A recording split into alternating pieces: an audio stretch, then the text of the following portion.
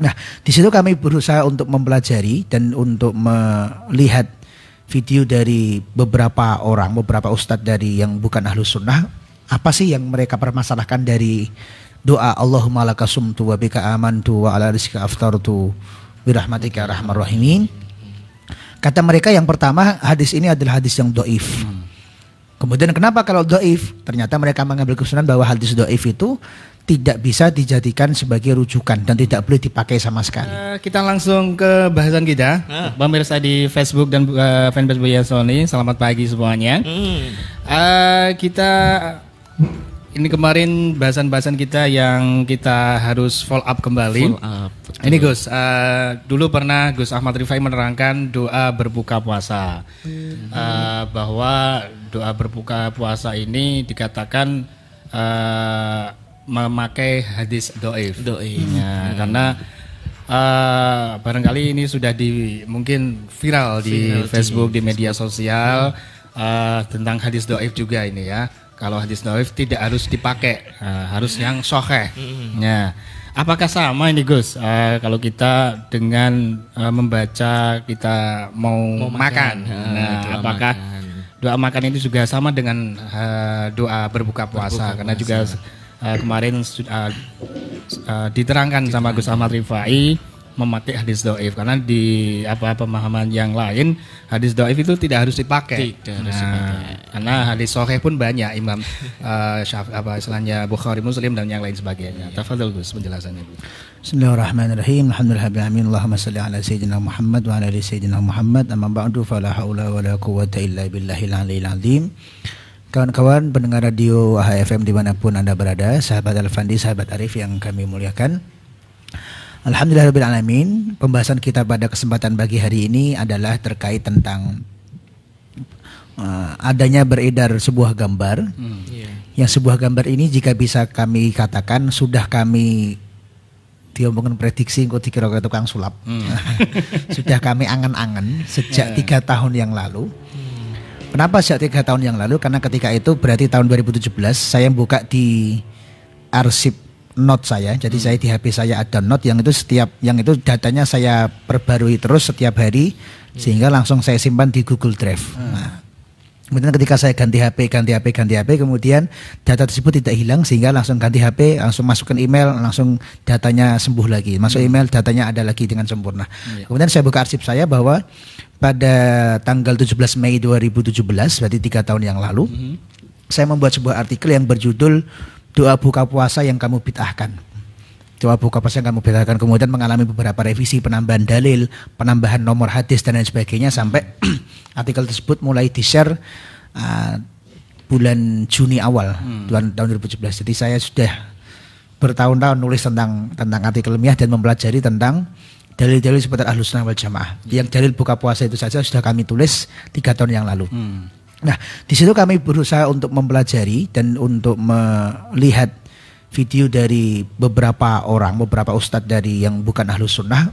Apa sih yang mereka permasalahkan dari doa Allahumma laka sumtu wa bika amantu wa ala rizqika aftartu birahmatika arhamar rahimin. Kata mereka yang pertama, hadis ini adalah hadis yang dhaif. Kemudian kenapa kalau dhaif? Ternyata mereka mengambil kesimpulan bahwa hadis dhaif itu tidak bisa dijadikan sebagai rujukan dan tidak boleh dipakai sama sekali. Itu kesimpulan yang saya ambil dari sekian puluh artikel yang mereka buat, sekian puluh video yang ditampilkan oleh ustadz-ustadz mereka. Kemudian mereka ganti dengan doa dhahabal dhamma wa abtalatil uruq wa sabatal ajr insyaallah, karena dianggap itu hadis yang sahih. Nah, maka kemudian di artikel tersebut saya membuat bahwa yang pertama dalil Allahumma laka sumtu itu memang betul dhaif. Tapi kemudian dhaifnya ada berbagai macam riwayat dan berbagai macam jalur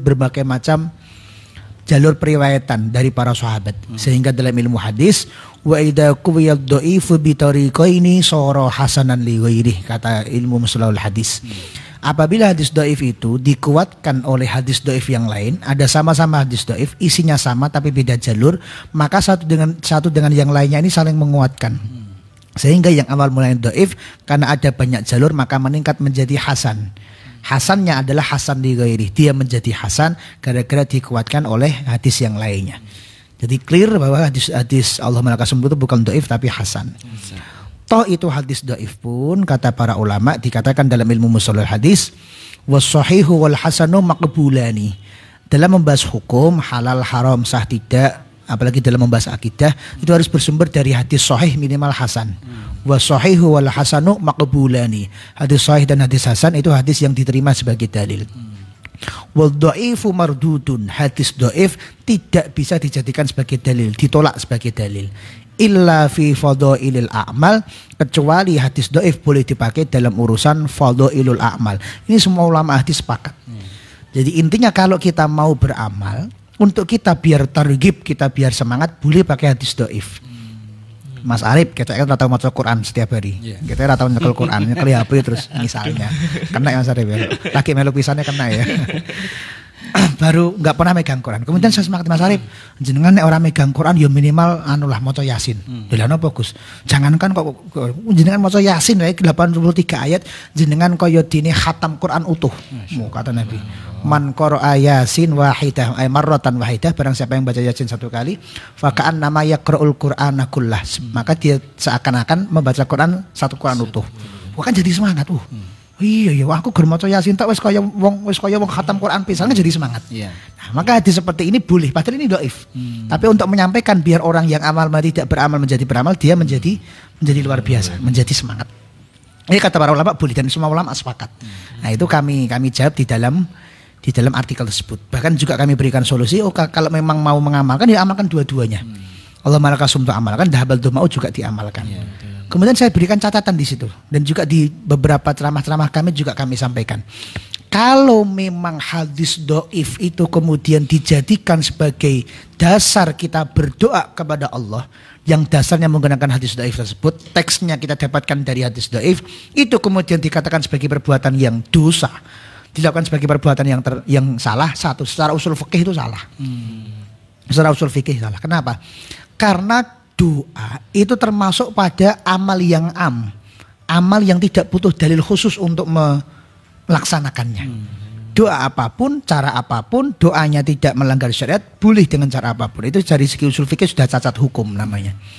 Yang kedua, kalau memang saya menuruti apa katamu, maka menjadi semua doa menjadi tidak boleh diamalkan.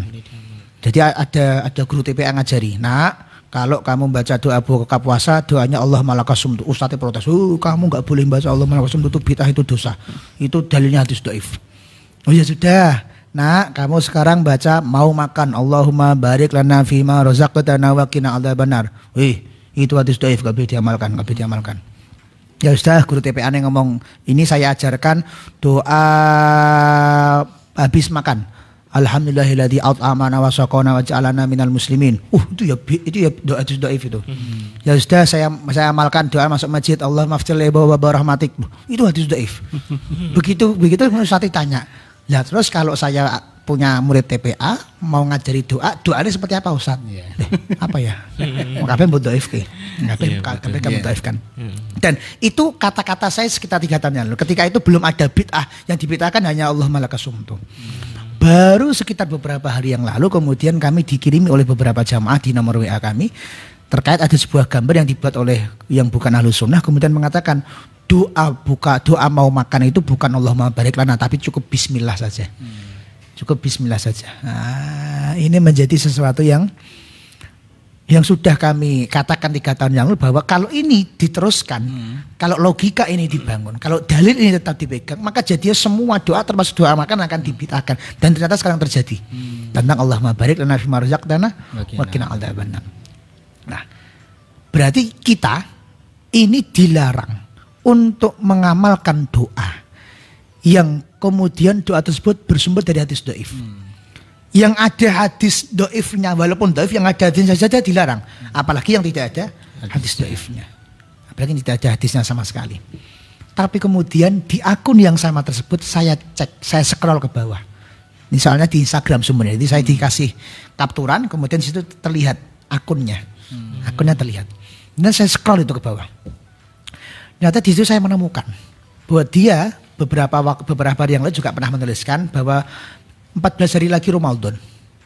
Kemudian dia menuliskan sebuah doa yang doanya di situ bahasa Indonesia saja, tapi coba saya terjemah di dalam bahasa Arab.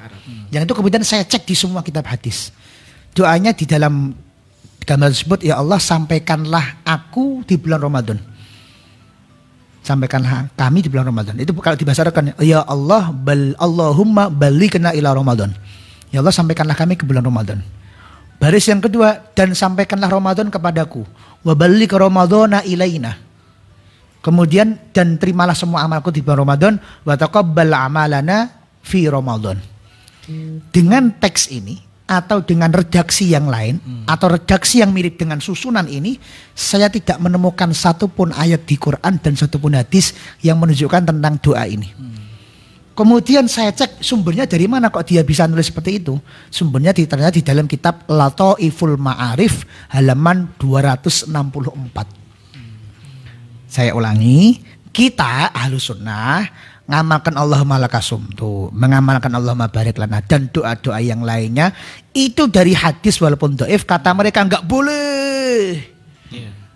Tapi kemudian mereka mengajarkan kepada jamaah, oh ini Ramadan tinggal beberapa hari lagi, itu ayo ya Allah sampaikanlah kami di bulan Ramadan. Kalau di bahasa Arab kan Allahumma balighna ila Ramadan.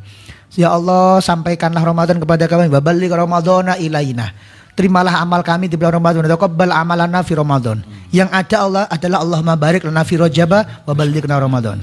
Allahumma barik lana fi Rajab wa Sya'ban wa balighna Ramadan. Nanti setelah Sya'ban Allahumma barik lana fi Sya'ban wa balighna Ramadan. Teks yang seperti ini yang tadi ditulis tidak ada di Quran dan tidak ada di hadis. Kalau itu ada di hadis pasti ditulis sumbernya. Tapi ternyata saya cek, ternyata di situ sumbernya ditulis adalah kitab Lataiful Ma'arif halaman 264. Sehingga saya kemudian membuat sebuah tema pada pagi hari ini, judulnya Aku Tak Boleh Tapi Kamu Boleh. Nek kowe entuk, nek kula mboten pareng. Iya. Jadi kalau kamu yang melakukan boleh, kalau kami yang melakukan tidak boleh. Jadi itu contoh yang pertama, bahwa kita dihantam habis-habisan, kita diajar habis, oh itu ada bla bla bla. Lu kamu mengamalkan sebuah doa, mengajarkan sebuah doa kepada jamaah kamu yang sumbernya bukan cuman nggak ada hadis dhaif, nggak ada hadis sahihnya, hadis dhaif pun nggak ada.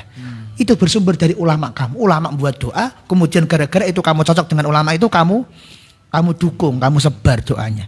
Tapi ketika yang beda golongan dengan kamu kemudian mengajarkan doa yang itu ada hadisnya walaupun dhaif, kamu hantam habis-habisan.